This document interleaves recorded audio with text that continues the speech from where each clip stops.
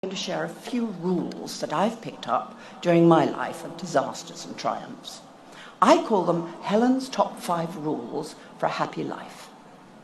Rule number 1, don't be in a rush to get married. And always give your partner the freedom and support to achieve their ambitions. Number 2, treat people just like people.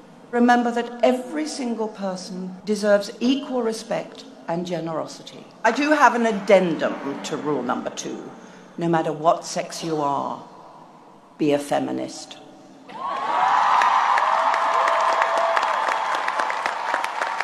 In every country and culture that I have visited, from Sweden to Uganda, from Singapore to Mali, it is very clear that when women are given respect and the ability and the freedom to pursue their personal dreams and ambitions, life improves for everyone.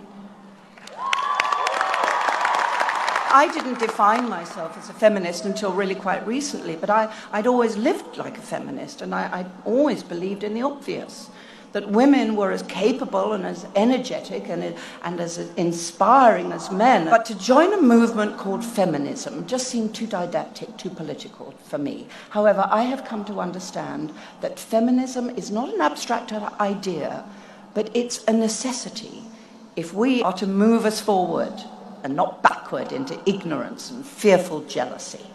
So now I am a declared feminist, and I would encourage you to be the same.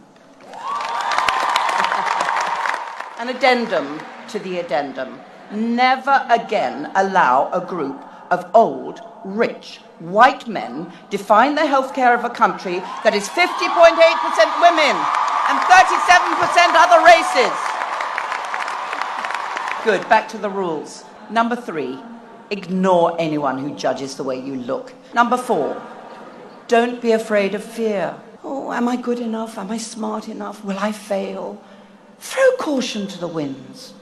Look fear straight away in its ugly face and barge forward. Rule number 5 for a happy life.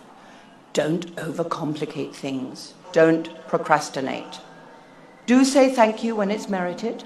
Don't lose your sense of humor. Do confront bullies. Don't procrastinate.